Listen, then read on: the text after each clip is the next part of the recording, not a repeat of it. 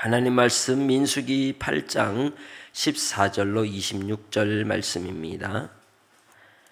너는 이같이 이스라엘 자손 중에서 레위인을 구별하라. 그리하면 그들이 내게 족할 것이라. 네가 그들을 정결하게 하여 요제로 드린 후에 그들이 회막에 들어가서 봉사할 것이니라. 그들은 이스라엘 자손 중에서 내게 은민전이 드린 바 된 자라. 이스라엘 자손 중 모든 초태생 곧 모든 처음 난 자 대신 내가 그들을 취하였나니 이스라엘 자손 중 처음 태어난 것은 사람이든지 짐승이든지 다 내게 속하였음은 내가 애굽 땅에서 모든 처음 태어난 자를 치던 날에 그들을 내게 구별하였음이라. 이러므로 내가 이스라엘 자손 중 모든 처음 태어난 자 대신 레위인을 취하였느니라.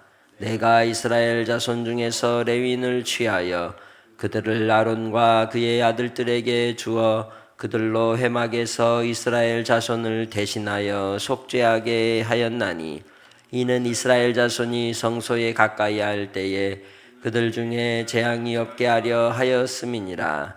모세와 아론과 이스라엘 자손의 온 회중이 여호와께서 레위인에 대하여 모세에게 명령하신 것을 다 따라 레위인에게 행하였으되 곧 이스라엘 자손이 그와 같이 그들에게 행하였더라.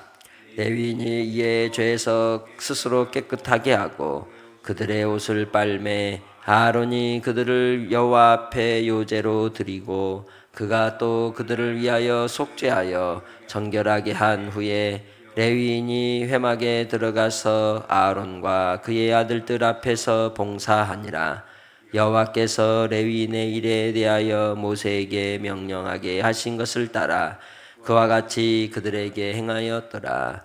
여호와께서 또 모세에게 말씀하여 이르시되 레위인은 이같이 할지니 곧 25세 이상으로 회막에 들어가서 복무하고 봉사할 것이요 50세부터는 그 일을 쉬어 봉사하지 아니할 것이나 그의 형제와 함께 회막에서 돕는 직무를 지킬 것이요 일하지 아니할 것이라. 너는 레위인의 직무에 대하여 이같이 할지니라. 아멘.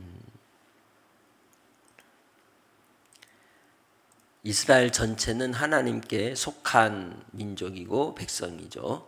하나님의 소유를 삼으셨습니다.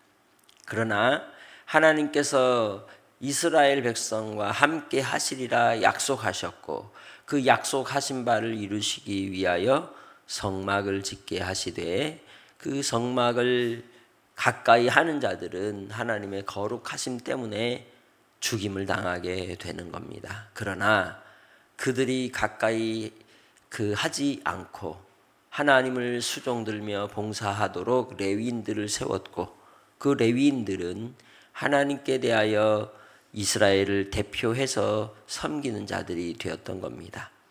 그래서 제사장은 12지파 그리고 온 이스라엘의 대표로서 하나님께 예배하는 예배의 그리고 속죄의 사역을 감당한다면 레위인은 또한 12지파 모든 장자들을 대표하여서 그들의 생명을 보존할 뿐 아니라 그리고 이스라엘의 그 하나님께 예배하며 봉사하는 일의 대표가 되어서 섬기는 역할을 맡게 된 것입니다.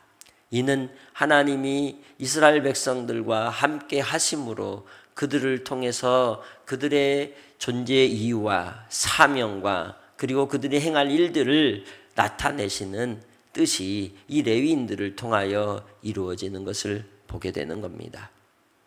이 모든 일들은 누구를 가리키고 있느냐? 예수 그리스도를 가리키고 있다는 것이죠. 하나님은 그의 아들 예수님을 이 땅에 보내셔 동정녀 마리아로 잉태하실 때 이사야서 7장 14절의 말씀 보라 처녀가 잉태하여 아들을 낳을 것이요 그 이름을 임마누엘이라 하리라 하신 말씀대로 우리 가운데 함께 하시는 주로 오셨습니다. 그리고 예수 그리스도의 거룩하심으로 증거교회의 시은소의 은혜가 우리 가운데 임하게 되었고 예수 그리스도의 보배로운 피로 말미암아 은총을 입게 되었죠. 예수님 부활하셨을 때 마리아에게, 막달라 마리아에게 만났을 때 하신 얘기가 뭡니까? 부활하신 주님이 무덤에서 나를 가까이 하지 말라, 만지지 말라고 하셨죠. 왜? 아직 주님께로 가지 못한 상태이기 때문에. 그 말씀의 의미가 무엇이겠습니까? 하나님의 거룩하심 앞에 우리는 가까이 하지 못할 그러한 죄인의 인생이지만, 그러나 예수 그리스도로 말미암아 우리 가운데 함께 하심으로 주님께서는 또한 우리를 붙드시고 인도하여 주시는 은혜가 있는 줄 믿습니다.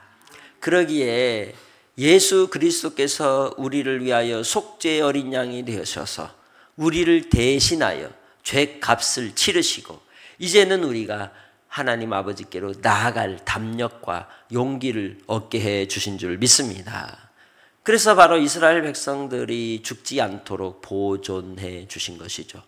예수 그리스도를 통하여 우리에게 예수 생명이신 영생을 주실 뿐만 아니라 우리를 죽지 않도록 보존하시는 우리 주님의 사랑인 줄 믿습니다. 그것이 바로 오늘 이 8장 14절로 26절을 통해서 우리에게 주시는 하나님의 보장의 약속인 겁니다. 내가 너희를 지켜주리라. 너희와 함께 하리라. 너희들을 붙들어 주리라. 그러기에 오늘 하루도 주님 안에서 한날의 삶을 살아갈 때 주님이 나를 붙드시고 이끄시고 인도하여 주실 것을 믿고 주를 온전히 따라가는 성도들이 되시기를 주의 이름으로 축복합니다. 레위인들 가운데 하나님 앞에 수종드는 자들을 기준을 삼아서 소개한 내용 속에서 뭐라고 말씀하고 있습니까? 그들 가운데 세워서 복무할 자들은 25세 이상이라고 이야기를 하죠. 그리고 그들이 50세까지는 봉사하는 일에 충성해야 하는 겁니다. 그리고 나서 은퇴하는 것이지만 은퇴로 끝나는 것이 아니라 그들은 이제 돕는 직무를 보좌해 주는 역할을 또한 감당하는 겁니다. 다 때가 있는 거죠. 주님 안에서 우리가 부르심을 입고 구원받은 하나님의 자녀로 우리가 섬기고 직무를 감당하고 직분을 이행할 수 있는 것은 큰 은총인 겁니다. 그 직분을 감당하지 못하고 또 주님 안에서 구원받는 때가 노년의 때가 되고 늦음하게 되면 봉사하고 싶어도 봉사할 수 있나요? 섬기고 싶어도 섬길 수 있나요? 못하는 거예요. 그러기에 젊음의 때에 우리가 부름을 입은 것도 하나님의 큰 은총이요 은혜인 겁니다. 주의 일에 동참할 수 있다는 것. 그러나 노년의 때에 예수를 믿었다고 해서 그것이 부끄러운 것이 아니라 그때에조차도 주님께서 부르시는 그날까지 우리가 마지막에 하나님 앞에 드릴 열매를 찾고 구하며 하나님께 나아가는 은혜가 있어야 할 줄로 믿습니다. 그래서 우리는 주님이 부르실 때까지 사명자인 겁니다. 마지막까지 주님 안에서 충성하는 것이 주의 뜻인 줄 믿습니다. 예수님께서 이 땅에 오셔서 우리를 위하여 이루시는 사명은 무엇이었습니까? 죽기까지 충성하셨습니다. 죽음으로써 예수님은 하나님의 일을 이루셨습니다. 우리도 그렇죠.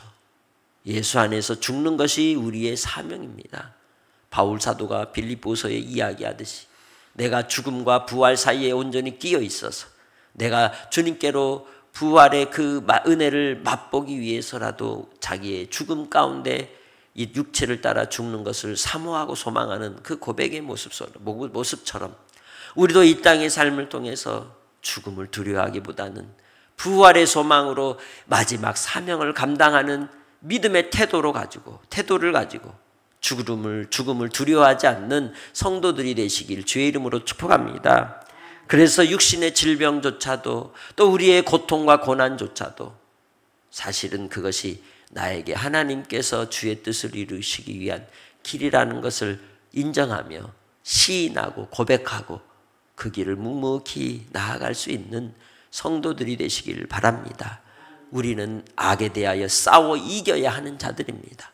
예수 안에서 영적 전쟁의 삶을 통해서 끝까지 믿음으로 승리하여 마지막 하나님이 주시는 그 영광의 관을 쓰고 기쁨으로 경배와 찬양을 올리는 그날을 상상하며 기대하며 천국을 소망하고 오늘도 이 땅에서 섬김으로 사랑함으로 또 주님을 수종 들고 주님을 섬기는 그 아름다운 모습 속에 천국을 맛보는 복된 오늘 하루가 되시기를 주님의 이름으로 부탁합니다. 하나님 아버지 감사합니다.